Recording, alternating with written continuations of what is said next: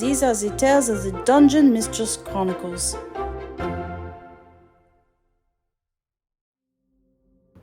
The library, the walls, the floor, the ceiling, everything disappeared as you made your way through the shimmering portal that was about to close any second. You rushed through at the urging of Elric, and everything went black. When you could see again, you find yourselves in a foyer. It's not exceedingly large front to back, but it goes off to the east and west. And the first thing that catches your attention, aside from the doors made of grand oak in front of you, is that there is a man off just a little bit to the left. And he's mumbling until you all step through the portal, which when you turn around and look is a massive set of closed oak doors at this point. And he will look up from the notes that he's studying. He has mostly balded at this point. He's got kind of like just a little ring of hair left around the back of his head. He's wearing very demure gray robes. He is looking down at his notes, mumbling just words kind of incoherently. Xeberus, Spartacus, Flippimus, open. Hello? You opened the doors. Hello? Hello. El. We didn't actually open the doors. They were opened for us. This is an important distinction to be made. Oh, well, that means you must have found the book. The Joy of Extradimensional Spaces? We did indeed, yes. I'm sorry, but who are you? Oh, that's extremely rude. I've been sorry.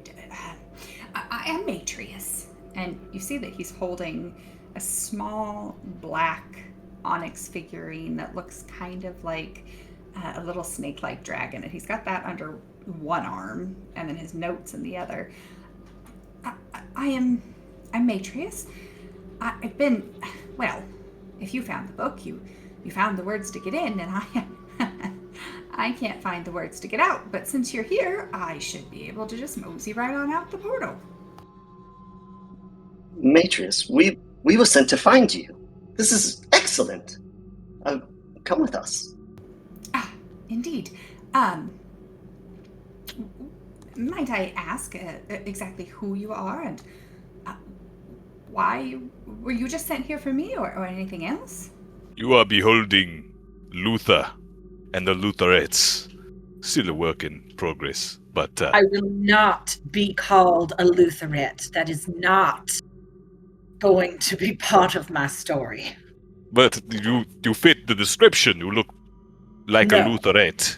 No, I do not. I do not know what I'm supposed to look like as a Lutherette, but I do know I don't fit that description in any way, shape, or form in this or any other plane. I do object. This is not our name. We are part of the Arcane cleanup crew. Oh. I must have really had him scared to send in the big guns. Flexes. Well, funny you mention. Matreus, that was your name? Indeed it is, Matreus. Excellent. You are our first mess we are to clean up. Come here. He's gonna pick him up. No. Please do not. I have this in my arm, and I have this. I do have the Arcane cleanup crew, really. I've only been gone 2 days, I think. Perhaps it's more. You never know how time moves with these spaces. He backs up just a little bit. I do not want to be held.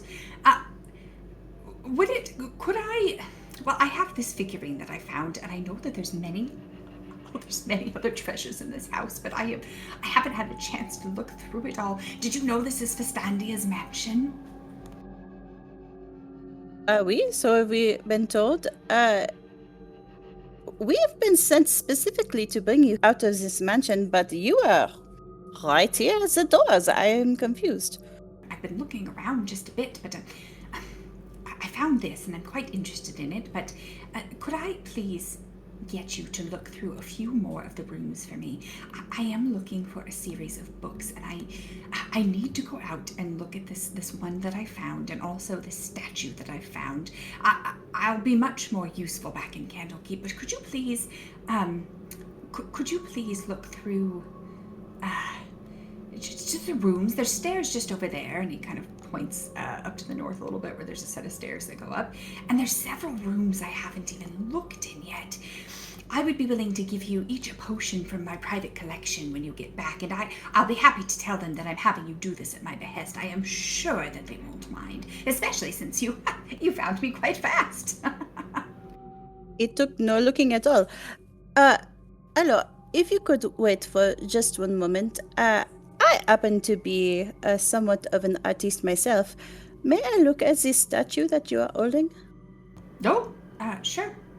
I just plan to take it back and study it. It's quite masterful, isn't it? And he holds up it looks like a curved dragon. It's not very large.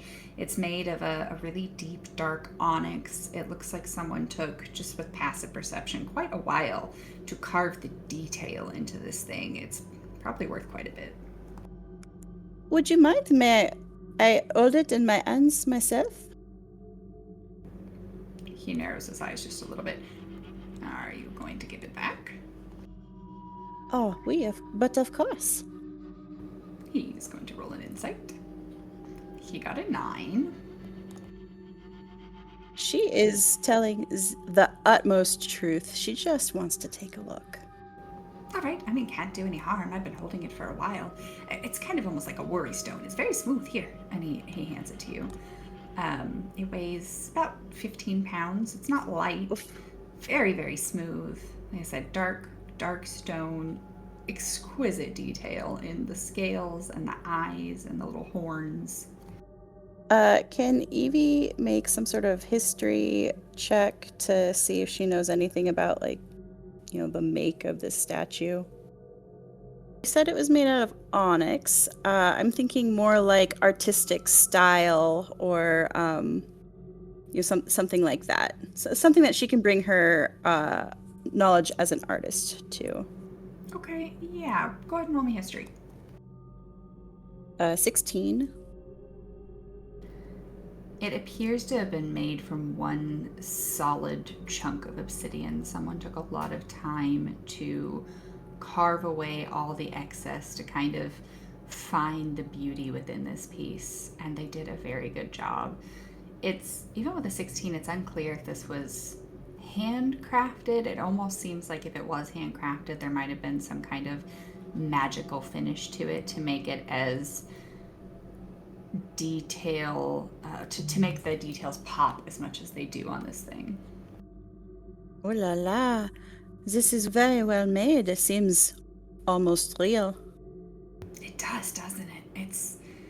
I'm very interested to study it. I don't know if it's magic made or handmade or I don't know. Fistandia was quite the recluse when it came to being here in her mansion, which is why I would be interested in finding anything out that you could while you're here. Even if you just took a bit of time to look around, I would greatly appreciate it, and be, as I said, willing to give one of the potions to each of you from my collection. Before you leave, Yes. would you mind giving us, please, a brief tour of this place that at least the rooms that you've discovered so far? You said you've been here for 2 days, and surely you must have slept somewhere, and did you find food to eat? Roll me an insight, Milo. 7. He worries at his lip a little bit when you ask that, and with a 7, you get the feeling that he's nervous. Well, he gestures left. There is a corridor down that way with 4 obvious doors off of it. There is a corridor off that way with 2 doors, and there's a set of stairs that go up. And you can see off at the far end of the corridors that he has a bedroll laid out there. And he goes, that would be the extent of my exploration. I'll have it said that I didn't exactly expect the doors to close behind me when I came in, and I've spent most of these 2 days attempting to figure out how to get back out. But of course that won't be a problem for you, because other people are on the other side and know that you're gone and know how to get in. I did read in the margins of the Joy of Extradimensional Spaces that Fistandia did... what a trickster. She did hide some books, it says anyways, in various places here in her mansion that has a word to get back out, but I'll be honest, by myself, I wasn't really interested in looking further. I found this figurine, and that was enough. I was going to start opening doors and seeing if I could find my own way out, or see if I could find the things that she mentioned, but that is so much better left to the prestigious Arcane cleanup crew, I do believe. And what was it you wanted us to collect? You said books, Yes. papers, what was it? Books specifically. There should be more books that fill in the volume of the Joy of Extradimensional Spaces spread out somewhere in here. Could I have the figurine back? The figurine? Yes. Oh, yes, here you go. And she begrudgingly gives it back. Thank you. All right, 1 potion apiece, and my gratitude and word of recommendation to your superior when you get back out. I thank you all very much. Well, actually, I do have one question. Yes? Instead of a potion, you know all of those people who are very good with books here? What are they called? The Ascended? The Avowed. The Avowed, yes. I was wondering if you could introduce me to a few of them, some that may seem particularly princely or kind. I would be very much obliged. Oh, sure, if you prefer that instead of a potion, I'm happy to do a favor. Yes. Can I have her potion instead? Since she is foregoing hers, I will take hers, and you can introduce. Surely such a thing would be a trifle for you, not really worthy of traversing an extra-dimensional, he does in quotation marks, mansion. Well, to be fair, it sounds like it's worth it to her, and I'll be honest, he kind of looks down at his drab grey robes. It will take quite a bit for me to figure out someone important to introduce her to, but it is worth it to me. All right, good luck. Wait! And as he goes through the doors, there is a... and they shut and close, and all you hear is his last scream as he exits through the portal doors. I'm sure he's fine. I'm not. That sounded terrible. What if he had a fart and he needed to let it out? I don't know. Let's go look around at things. Why do you have to be so uncouth all the time? Sorry, forced flatulence. Is that better? No, Added a couple it is syllables for you, not. princess. Oh. Say that again. I was hoping that I could keep that statue, but... Oh. Alors. Maybe there will be more, and then he cannot get in our way if we decide that we want to take it. This is a good point. Statues oftentimes are made in batches. Maybe there is a pair. Or better yet, a bigger one. Now you're talking. So, there were many things about this place he wanted to learn of. He seemed a bit, I don't know, maybe too eager. It was only 2 days. I don't know. Something about that man did not really add up, but, well, nothing to be done about it now. He's been flatulated to the other side, so... Well, perhaps you just go back to make sure he got back all right, and to double check before we start exploring. Especially since lunch should probably be there by now. Pyra, I don't think we can go back. Look. And Milo is standing by the door, inspecting it, where Matreus went out. You see 2 perfectly sealed wooden oak doors that are about 15 feet tall. There are no obvious doorknobs or handles on them, and they appear to be completely sealed. More of like a facade of a doorway that you could go out of than an actual doorway. If he tries the handle, it's just nothing. Smooth doors. There are no handles. Oh shit! This is we can't go out this way. There's nothing here. It's not even a door. It just looks like a door. Did you try pushing? Maybe it's a push door. You're welcome to try, Luther. Stand back. You simply must push on it really, really hard. Luther he braces his arms and he begins to like dig in his boots into the floor as he begins to push. This is no door. This is a wall. Any door that was under my pressure would open. This is clearly not that. So, we should go elsewhere. It might as well be a wall without any handles. Shall we look down the hall? Maybe this way?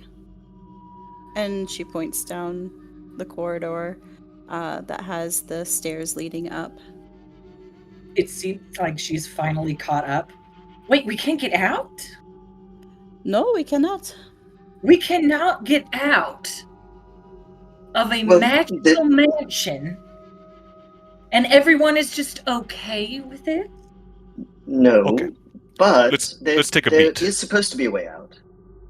There's supposed to be a way out, but we don't know where it is, so we could be trapped in here. Pyra, calm down. It's Pyra. I'm sorry, I have an accent. Pyra. So you see how much effort that takes me to say? Takes almost twice as long. Pyra. It will be okay. We will find a way.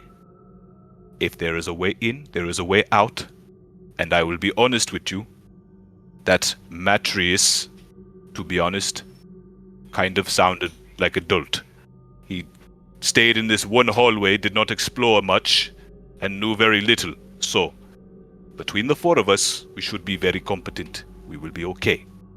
And she, starts fanning herself with her hand as well as her fan, trying not to cry. Come on, princess. We will find a way. You've got those weapons on your back, yes? Those giant things? Well, yes, of course. So if you see something scary, just smash it. It's fine. Oh, well. All right, that seems like a simple enough solution. At all this, Evie's gonna shake out one of her last 2 cigarettes and she's gonna light up and take a drag. You can't smoke inside. There is no sign saying that. I can smoke whatever I want. Technically, this space doesn't even have air. I'm not sure how we're breathing at all. It's an extra-dimensional space where time and space and physics don't really work the way we think they should. I mean, it has some sort of air, but it's very complicated. I'm sorry, but what I'm saying is I wouldn't count on the cigarette to work the same here as it does back in the material plane. I think you might have hit your head during the dive. No air. Then how can I make my voice carry? How can I breathe? I am no scientist, but I'm pretty sure it requires air to breathe, and I am breathing. See? Okay, yes, you are correct. In 2 counts, actually, you are not a scientist, and it does require air to breathe. Okay, look, I'm not saying there's no air here. Obviously, we're talking, but it's not normal air. It's like magical. You know what? Oh. It's fine. There's air. There's air, and it works perfectly normal. It's fine. Everything is the same. As we just stepped through a door, and there's Calm a wall down, Milo. instead. Calm down. We will do this. We have to look through some books. Let's go up these stairs. Can Luther saddle up next to Yvie and just say, kind of in a low whisper, "It seems you and I are the two that have the more calm heads. We'll try to keep these two in line, huh?" You can do as you wish. But I will be going up these stairs. Oh, she has an attitude. I like her. Pyra has fainted. Upon hearing the air thing, she got so worked up that it was a case of the vapors and she just went kaboom onto the ground. I've got her. He's just gonna whoop, toss her over his shoulder. Evie's gonna Yeah, blow big. smoke in her face to try to get her to wake up. Oh, goodness. What is that terrible smell? Oh! It is a cigarette. Good morning, princess. It is time to adventure. What are you doing? Excuse me. Put me down. Put me down on the ground. I do not need your mitts all over my fancy dress. Very well. I'll set her down. If you ever need to pick me up, I am here. I don't think I would ask you to pick me up again if you were the last man on this plane. Great. What's that, Milo? Let us hope nothing happens to you, friend. That's true. There's only two of us here. I'm not exactly sure what you mean by that, Pyra. Although, you know what? Actually, I will take that as a compliment. Thank you. Yvie, where are we going? Up the stairs. Give me an insight check, Luther. This is for back a little ways, but I might have something for you. Alright, let me show you how an insight's done. That's a 6. Wonderful. That's a lovely insight. It was kind of for back when Matreus was here, and I really don't have anything for you. You think he's adult. Good job. My instincts have never driven me wrong. He is adult. You walk up the stairs with Yvie in the lead, and it comes up into a small landing. There is a window here, and you can look outside. It doesn't look anything like the material plane. It looks like everything outside of this window is floating in a purple miasma. There is a suit of armor at the top of the stairs, and it's holding a long sword, kind of just in the typical pose of hands around the hilt, and the sword is point down. And it's sitting on a wooden stand, kind of right beside this large window. As far as you can tell, passive's just, it looks decorative. The sword seems genuine and good quality. It's just a long sword. And then you can see that there is a little trap door up above it, kind of into some kind of thing above you. And then there are doors off to the left and right of this landing. But there's nothing else decorative or interesting really on this landing with passive perception. Luther, come here. Look at this window. Ah, yes, well. What do you see? One of the most, well, I guess, overrated colors. Purple. And preferable to orange or yellow. Wait, that's a lot of purple. He kind of squints out, takes a second take. Hey, where's the sun? See, that's the thing. There is no sun here because we're in an extra-dimensional space. It's like the craziest conspiracy theory you've ever heard. This makes no sense. There is no plane that Latanda cannot reach. I want to leave this place. Evie's rolling her eyes and smoking her cigarette. Pyra is hyperventilating. We are in a place that is made out of purple. We are surrounded by a space that doesn't look like reality. And we are stuck here. And we have no idea how we're going to get home. And I don't know if I'll ever have tea ever again. And I'm never going to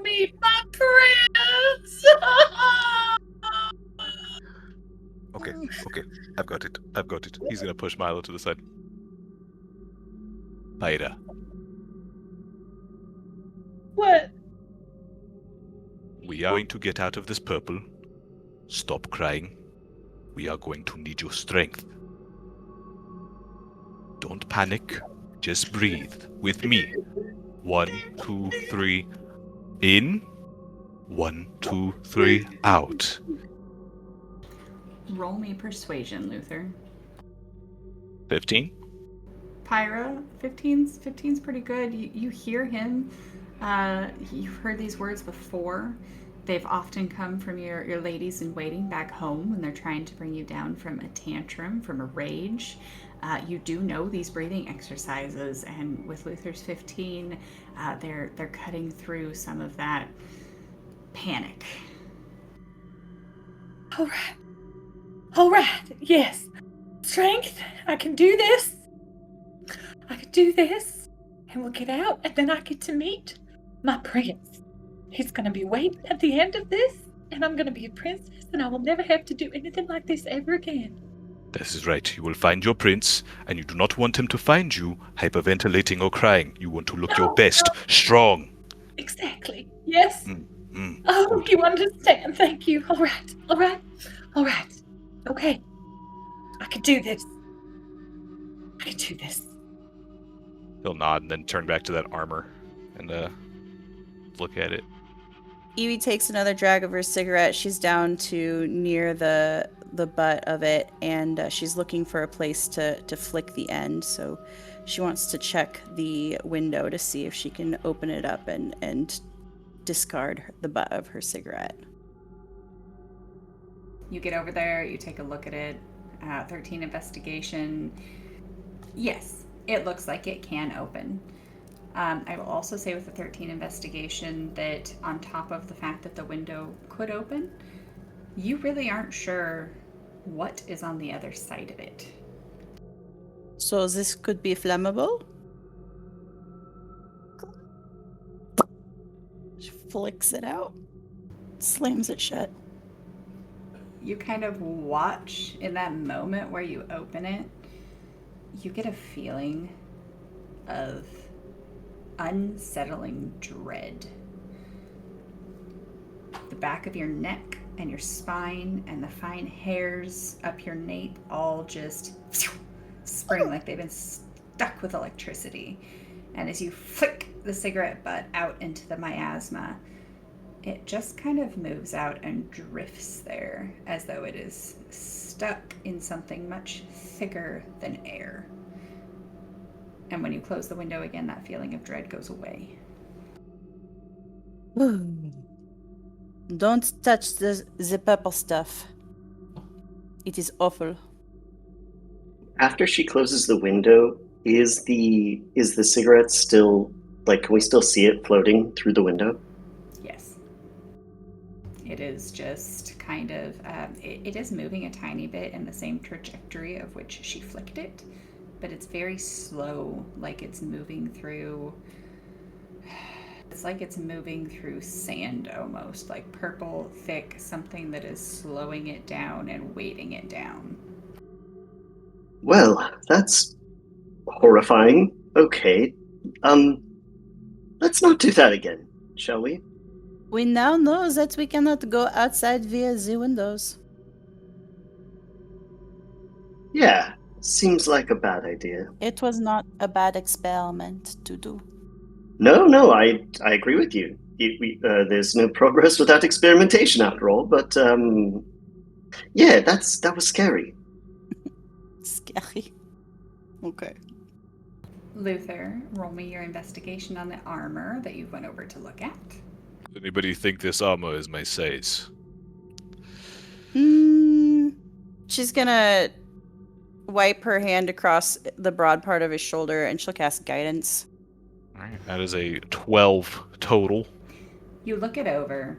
The rooms are all lit with oil lamps that are also somewhat purple in their hue. So that light is shining off of that purple oil lamp onto this armor.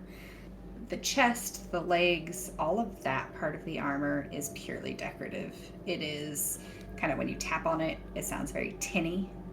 But the helmet and the sword, when you run your hands over them with a 12, you can tell that the helmet is made of a nice material. It's strong, it's sturdy, it's made of steel, and then the sword is a finely crafted long sword.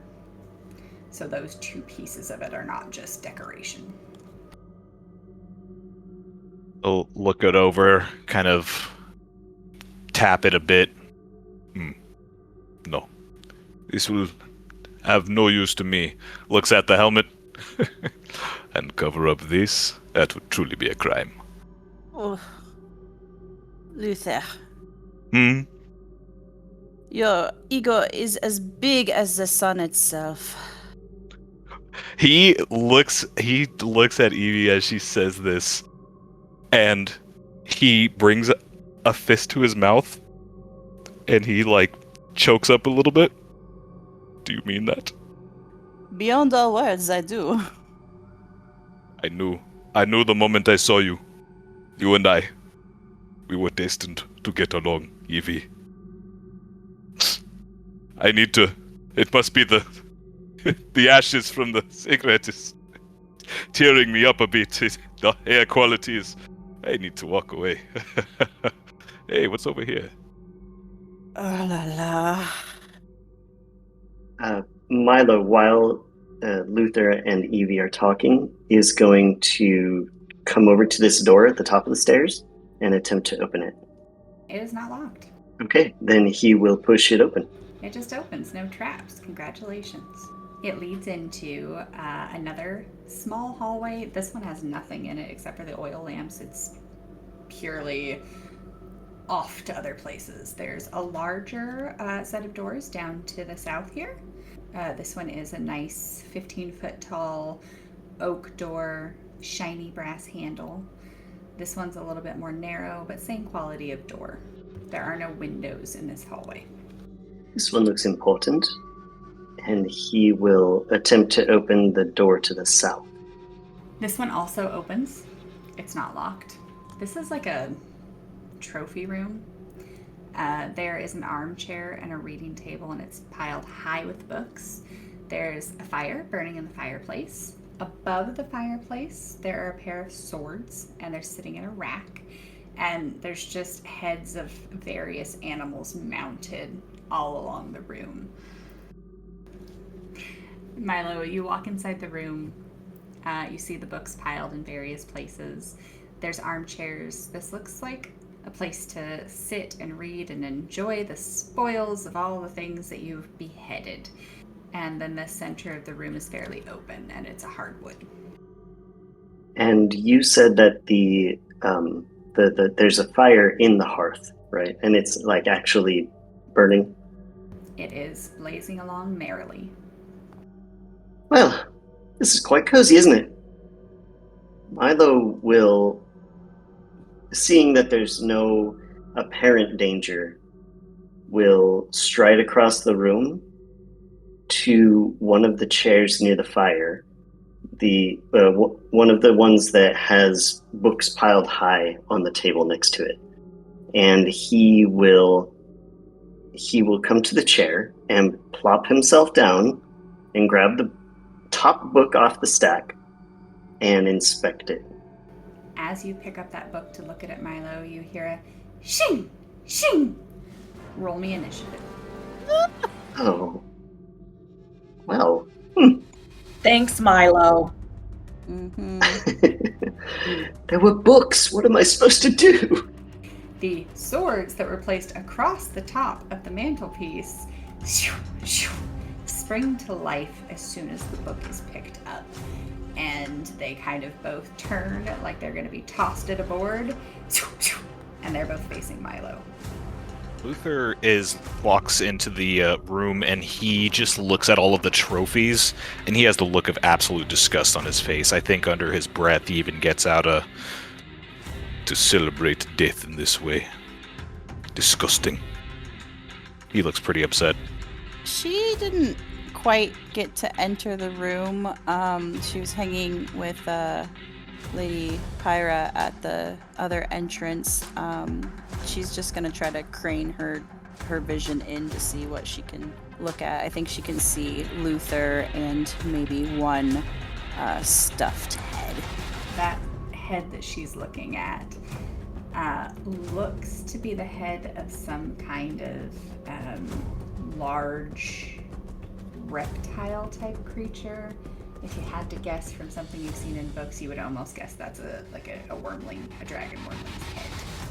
Pyra spent a solid chunk of time staring out the window at the cigarette, barely moving because it's not something she's seen before, and only realized that everyone had moved on once the doors had been opened and gone somewhere else.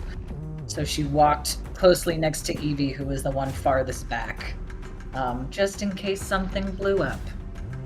Now she's standing next to Yvie, can kind of see this wormling head, and has heard Milo's exclamation.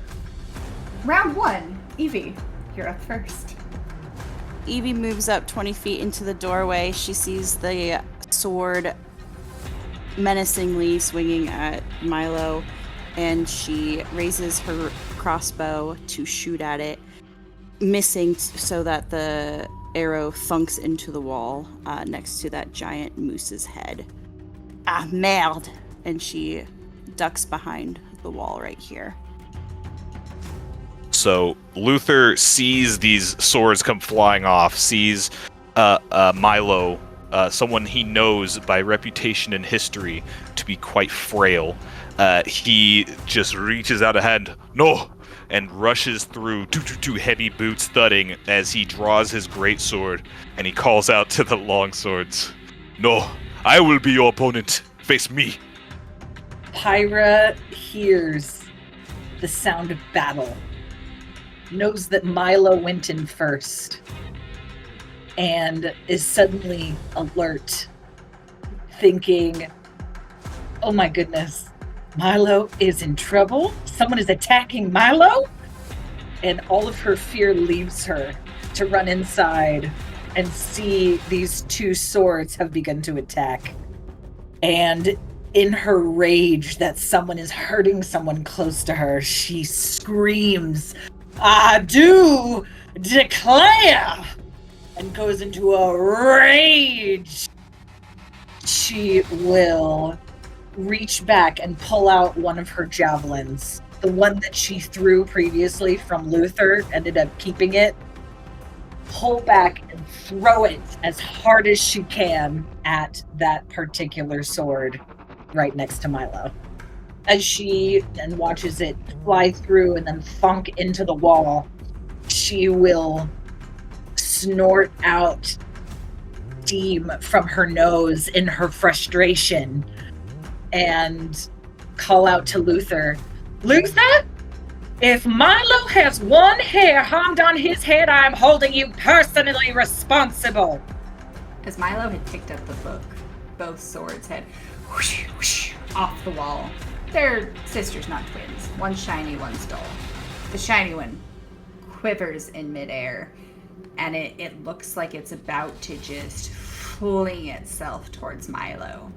But then when Luther runs up and gets in between them, it changes its trajectory just slightly, and it is going to fly off the wall at Luther and try to slash at him. Because it kind of changes its trajectory mid-attack, it slices past him and just kind of continues moving around him a bit, but almost just like taunting and moving around him in 5 feet. It doesn't actually touch him. The dull sword has no such qualms as picking a different target. It is near its target. That target has touched something in its library that it has been programmed to not let happen, and it tries to fly straight at him and stab him. And does kind of a flyby, almost nicks one of your horns as it goes over you because you're sitting down in the chair, and flies over to the other side of you, and then just hovers there. They are both hovering about head level with Milo, and then the shiny sword is about chest level with Luther. He has left my range, I believe. Sure did. There's gonna take a hit. He's gonna definitely take that attack of opportunity there. You have cracked through some of its rust that falls down onto the floor of this library. Bits and pieces of some of the nice-looking tooling up by the handle crack off, and this thing is under 50%. You will regret ignoring me. Come. Milo is very thankful to not have been wrecked by the sword that just flew by his head. But he's also very startled. The chair was super comfy and he just kind of sank into it and did not expect that. So as it happens, the sword flies by his head and he just reacts on instinct. He pulls out his wand and he will cast Thunderclap. So there's an enormous sound of thunder that rings through the entire room. And it doesn't seem to have any impact on the sword at all, but he does take the opportunity to also jump up from the chair and dive between Luther and the fireplace. Something you will notice now that your backside is very close to open flames is that there is no heat. Even when your foot kind of goes through the side of one, you can tell that the flames are an illusion. Round 2. All right, Yvie pokes her head back into the door, and she trains her crossbow onto the sword that is looking a little bit more beat up, and she will fire off another crossbow bolt. The bolt thunks into the chair that Milo was sitting in. Some of the stuffing kind of spurts out. She goes, mad, mad, mad! And she tucks back behind the door. So Luther sees that everybody is missing, and he looks behind him, and he says, "Wait, what was that accuracy when we were doing our test?" And he brings up his great sword, and he kind of cracks his neck. Let me show you how it's done. So, Luther takes this swing around, sees that Milo has gotten behind him, and he brings his great sword up, kind of does an arcing swing with this heavy serrated greatsword that he has, and as it kind of clangs against the metal, denting into the sword, he just looks between the two, and he has this big grin. There is no place he would rather be than in the thick of it, and he just tightens his grip and rolls his neck a bit. So as she hears this taunting, that ensures her rage is at full speed ahead, and she hits those 6 steps, leaping up into the air with her great axe, putting her whole body behind it as she then slices through it, completely defeating it with one swipe. And she'll land as it does what it does, look at Luther and say, "Is that accurate enough for you?" He just nods in approval. I'm going straight for the closest body. Fly at you, completely ignoring the bolt that just passed me and into the chair. And I'm going to drive straight at you and thunk into your armor. And then I'm just gonna kind of hover there in the air with myself, just like almost still touching your armor, just quivering in inanimate anger. Oh, you are shaking! Don't worry, it happens a lot to people that meet me. Seeing that he is protected by his friends, Milo feels a lot better. He will point his wand towards the sword that's remaining and cast Starry Wisp at it. Clang!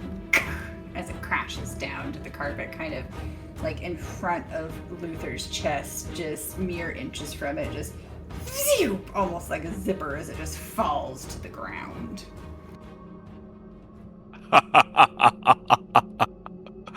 Well, that was a good warm-up, was it not? Well done. Thank you. Thank you both. That was scary. So, Milo, what did you learn about coming into random rooms and touching things that you do not know nothing about? Yeah, okay. My bad, everyone. That was on me. That was on me. Yep. Thank you. I'm sorry. Thank you. Pyra is going to walk up to him and grab him by the front of his vest and just say, "Do you know what almost happened to you? You could have died. You could have been dead. Don't you do that again." And it's very clear that she is still raging. She's going to realize that and then drop him and scream and start beating the crap out of all of these stuffed heads. Pyra takes her great axe in her hand and just starts slashing uncontrollably. She looks like a child who is having a horrible tantrum.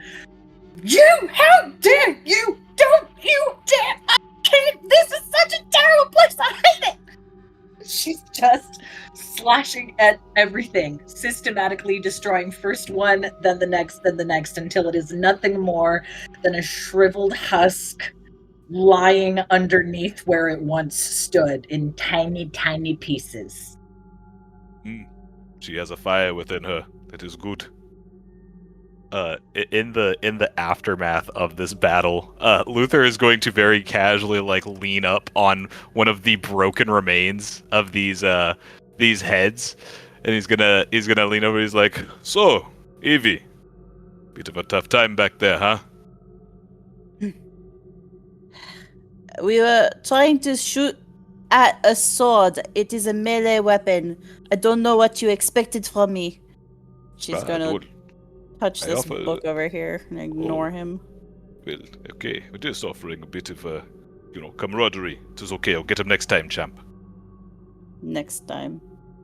Milo is still on the floor from where Pyra dropped him, breathing heavily. He is, he's got a bit of anxiety going on right now. And after a few minutes, when Pyra has run out of heads to smash, Milo will start breathing normally again. He opens the book to see what's inside. The book that you picked up, before you open it, on the cover, it has the face of Mordenkainen. And when you look at the spine, it has a very large Y on it, like it is a set of something. And when you open it up, the script and text inside, you don't find that any of it's particularly helpful or something that you're going to sit down and casually read in the middle of a mansion. It does speak about extradimensional spaces. This is one of the books that you are looking for. Holy shit. I think I found one. I didn't think they were real. I'm sorry. I didn't trust what that guy said before. But here it is. Yvie, come look at this. Is this what I think it is? I do believe so. Look, there's a letter on it. Do you think it might spell a word? Maybe the word to help us leave this place? That is a very good idea. And here I was thinking the Y was part of the joy of extradimensional spaces, which would be a huge set. Hopefully it's not that. I don't think we could carry all those books. It would be a lot. Yvie, the book that you still are kind of holding loosely in one of your hands, when you look at the cover, it is a book of poetry. It says The Sadness of Art. When you open it, it is just page after page of handwritten poems. Oh la la, these are poems. She'll recite one. Hope is a thing with feathers that perches in the soul and sings the tune without the words and never stops at all. Ah, beautiful. Wow, that's... You know, I'm not usually one for poetry, but I like it. Luther is brushing away a tear. That was profound. Thank you. Oh, they were not my words. This is handwritten. This was someone's book of dedication. It is sadness and it is hope and it is love. Does Yvie see an author on this book? Yes. It is written by Fistandia. Oh, this is by Fistandia themselves. We must keep this. I will read it later. Commit it to my memory. And she puts it in her bag. Well, now that we have part of the set of Modern Canaan, we know what to look for, right? I mean, the other books of the set should look something like this, I would hope. I believe so. If this one is the only one we find in here, I do believe we have more rooms to search. Yes, perhaps if we do, Milo, you at least go with someone and not by yourself, right? Yes, yes, that's a great idea. In fact, I do not mind Luther and Pyra being in the front. She's a little preoccupied right now. She's doing some renovations. You could call them that, yes, It is an improvement. This place was it was a disgrace to life itself. I'm happy to see it this way. Damn, she has a good form. You do not like these stuffed heads, do you, Luther? No. It is a mockery of life itself. Life is precious. To parade around the bodies of dead creatures that you've hunted, these are no trophies. They are just simple things to feed one's ego. But they are fleeting. Only deeds can feed the ego. You are curious, Luther. I do not quite understand you. Shall we? She'll head to the door. Wait. Before we depart, I can do some ritual magic that would allow me to determine whether things that we come up against are in fact magical or not, such as perhaps those swords. I really should have done that before. It will take me a few minutes, though. Is that all right? Can we sit and rest for about 10 minutes?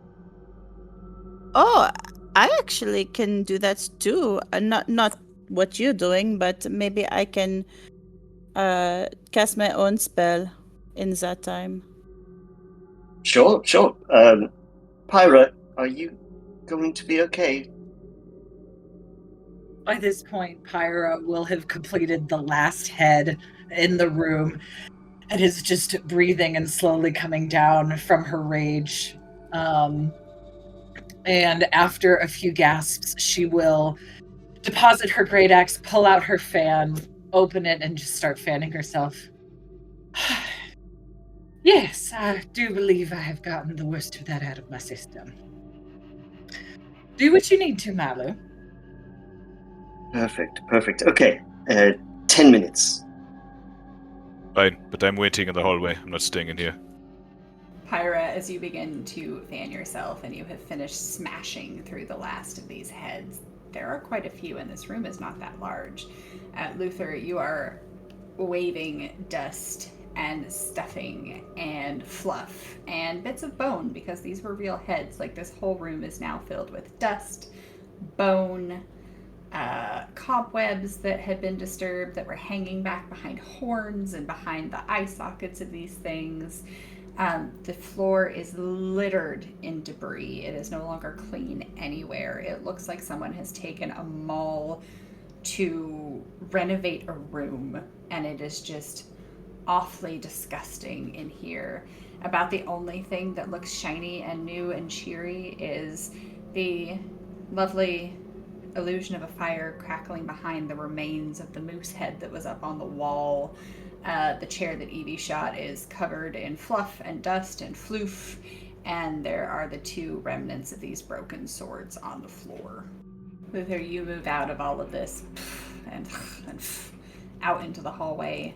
It is far too dusty in here, and will kind of brush off her dress, like trying to make it as dust-free as possible, and then as poised as possible waltz out of the room.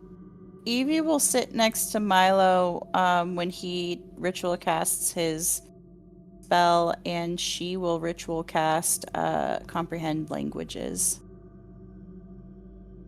Milo, in order to cast detect magic, will sit on the floor next to Yvie, and he will, with his wand, begin to trace large runic shapes in the air. And the trail of those runic shapes is invisible, but in his mind, he knows the exact shapes that he's creating. It's almost like he's drawing with a pen in the air.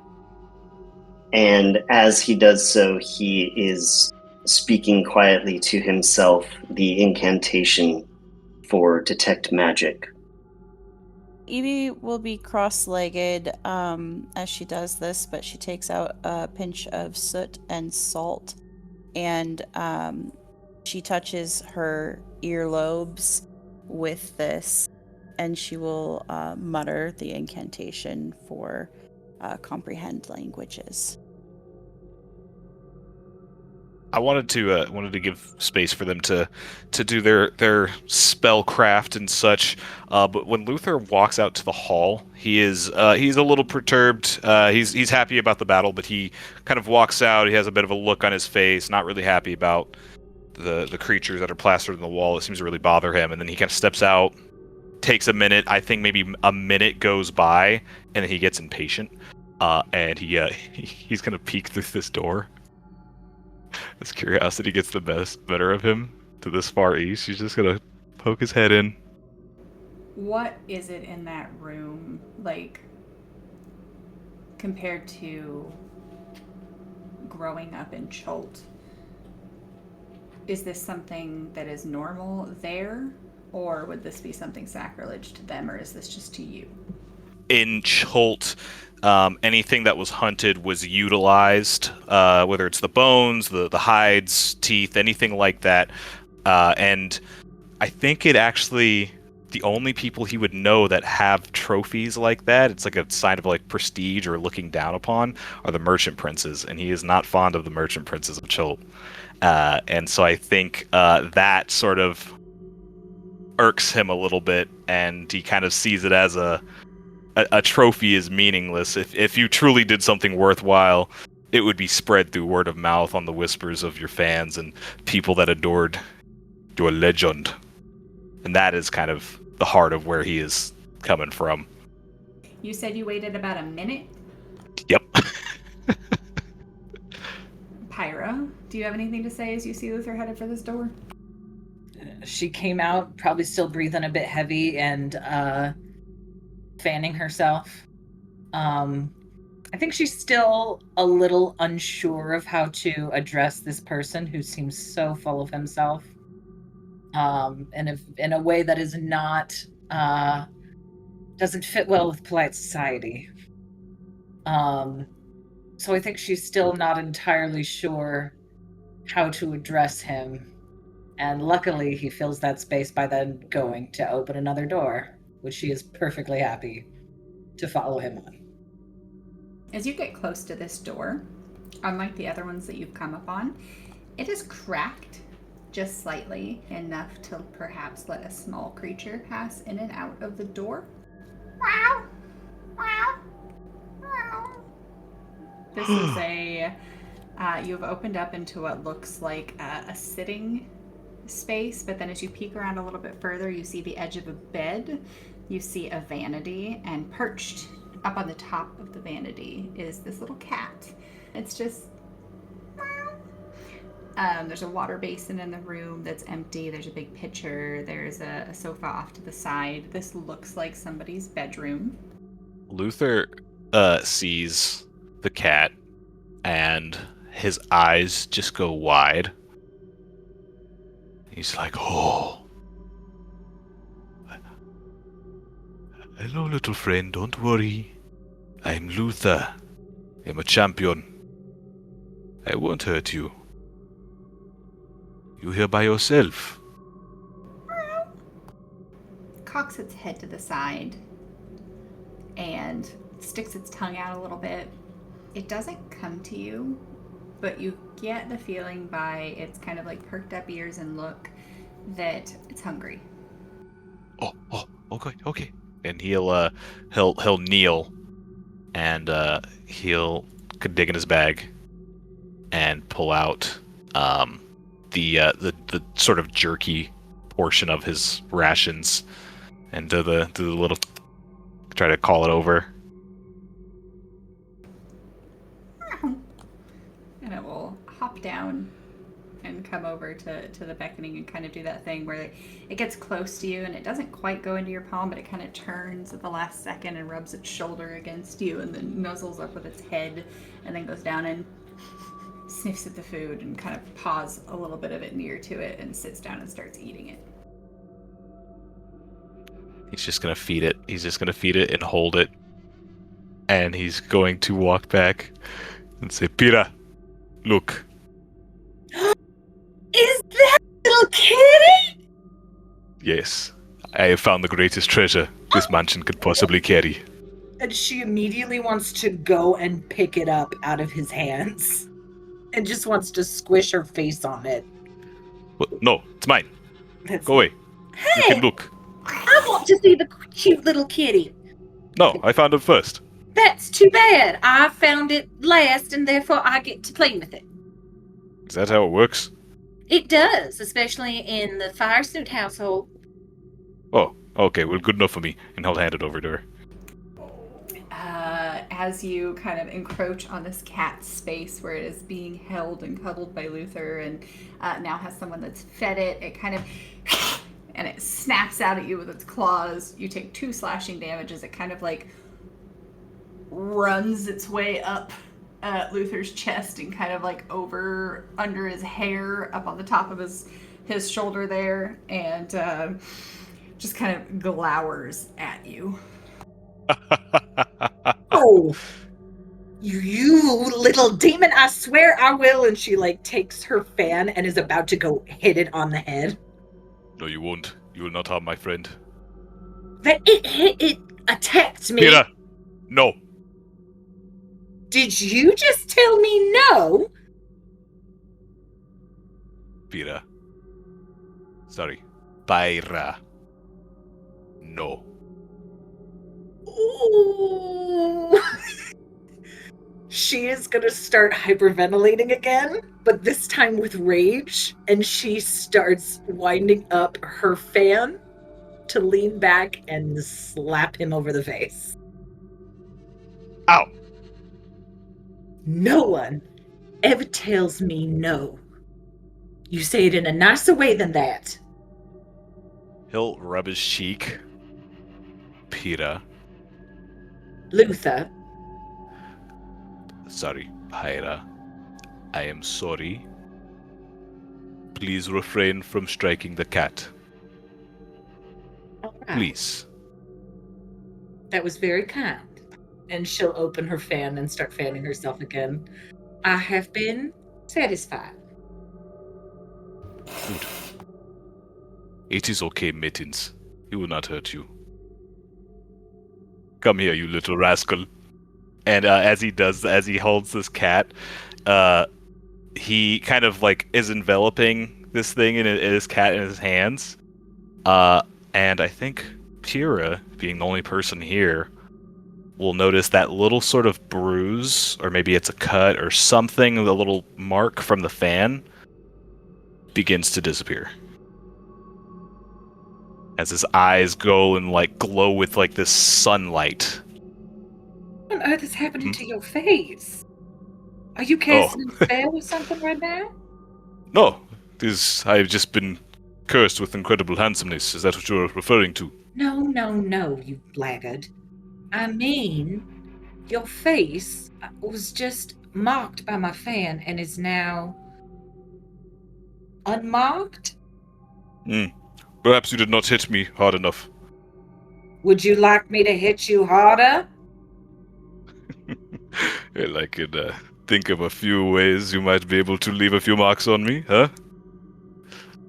Oh, sorry, I should not be saying this in front of Mittens. Cover your ears. Oh, okay, he does not mind. She's confused. And then How dare you! I am a lady, you are a gentleman. We are not to be discussing such awful things in the company of a small creature. He doesn't understand this. Ugh, I cannot stand you. And she is going to pivot and walk out of the room and probably go to, like, whine to Milo if he's there. She cuts a fine figure when she leaves, huh? He says to the cat, his only company. I agree. With that, Milo and Yvie, you finish your ritual casting and you hear the last vestiges of arguing happening and the stomping of Pyra headed back your direction. Milo! That cat in there attacked me, Pyra, yes. and then Luther was uncouth and unkind. And I tried to show him what for with my fan, but then he just healed himself somehow. And he won't explain to me why. Oh, he does that. Yes. And Milo will run from the room. You said there was a cat? It attacked me. It's a vile little thing. Oh, come on now. Okay. Hold on a second. Luther? What? May I? He picks it. Oh, Errol is here. Hi. He just takes. He has the cat. And he says, "Are you going to hit it?" And he's like, you can see like as Pyra like walks in, he just gives her a grin, like as she's like walking in through the hall with the other entourage. Back already, And she'll turn her face away so she's not looking at him. Well, you are in time. This is Mittens. We have become recently acquainted. He is now my ward, and I would die for him. Hello, Mittens? As Luther is holding the cat, Milo will cast Speak with Animals on himself. Okay. You hear kind of just cat noises that slowly turn into, I wonder if there's more food if I just jump in the bag you pulled it out of. This one is tall and I can see around, and I am on the highest place in the room. As he hears the cat speaking, Milo will say, Hello. Hi, how are you? Have you been here long? It'll cock its head to the side, twitch its little whiskers, and you're a strange-looking cat. Yes, I am. But I'm a friend. And so is he. And Milo will point to Luther. Are you here alone? No, you're here. Well, you're right. Yes. Can't argue with that. So, have you been in this room by yourself a long time? No. I was going to head to the kitchen soon and see cumin and coriander. Oh. You know, a couple of my friends here are hungry. Do you think you could show us where the kitchen is? I suppose. Keep that one away from me, though. She tried to smack me with her one claw. Thank you.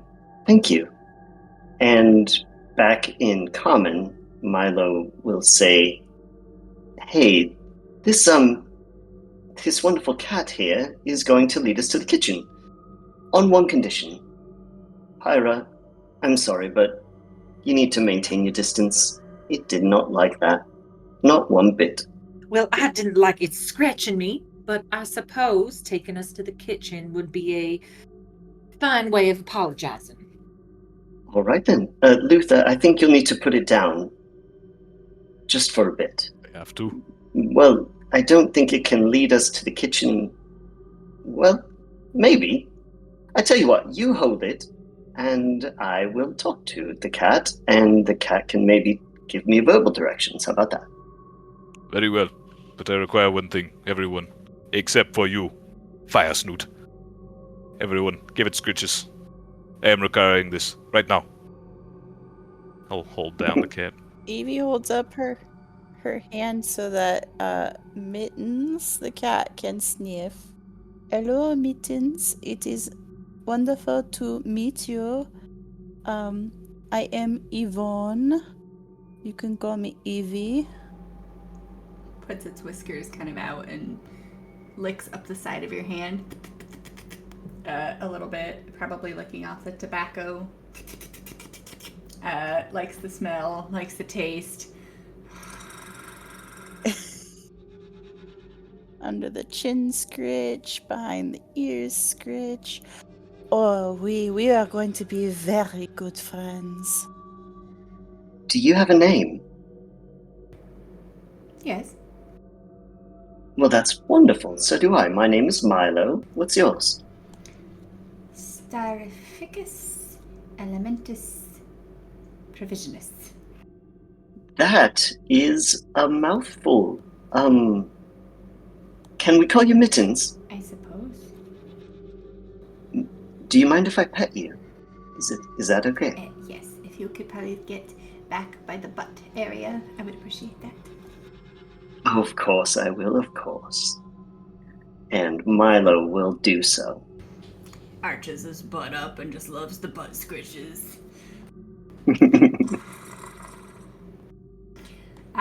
Since you're all in this room, as you look around, you see that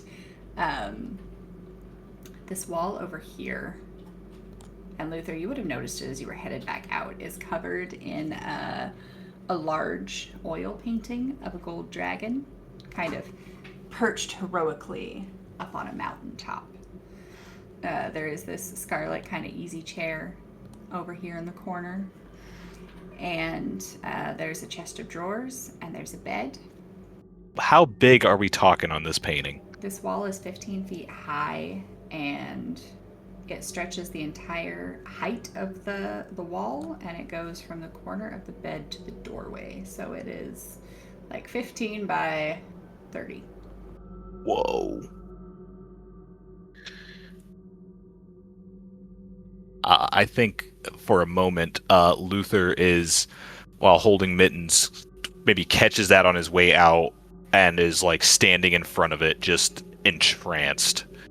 He's like really taking in the art piece. It has striking sunset colors. Whoever painted this did a wonderful job. There is the sun glinting off of golden dragon scales. It's got the proper puff up of the chest and the curve of the back, and it's just standing commanding attention on the top of this mountain. One day, sets Mittens down and is just like standing in front of this thing, like right in front of it. This is a very impressive painting. The artistry, it is, well, intense. Ah, this is Gilden Fire. This is a very famous dragon.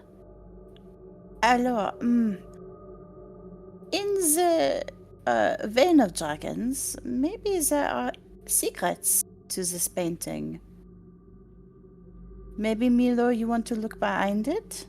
I would love to investigate this painting, yes. It's rather large. You take one side, and I will take the other. All right. You pull it away from the wall. It is large.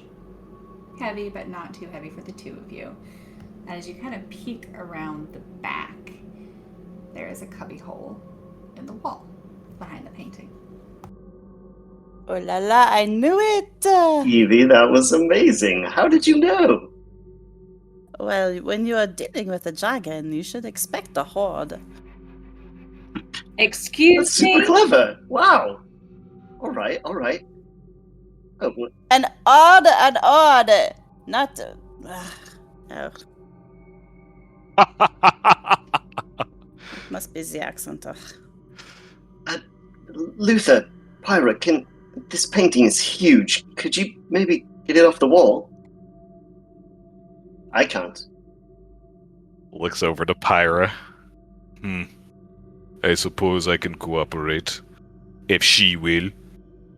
Tell that dunderhead over there that I will gladly participate if he refrains from being vulgar for 2 minutes. Luther? Well, you tell the princess that I can be vulgar and non-vulgar when I decide and when I choose. And in this moment, I will decide to do so. Pyra does not look at him, but has a very satisfied smile on her face. Try not to chip a nail. Puts her fan away in its little holster and then goes to the side and is ready to lift. As you lift and you pull the painting away from the wall, there is a shock of light, and you hear the beating of wings. As the painting is taken away, a golden dragon comes up out into the room.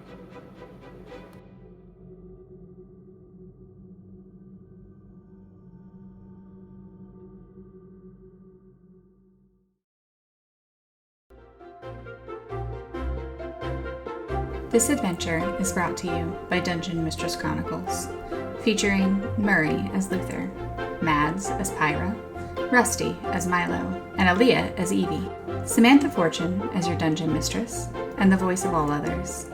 Behind the scenes, Douglas Fortune provides production and technical support, music from Soundstripe and Tabletop Audio. Discover more content at dungeonmistresschronicles.com.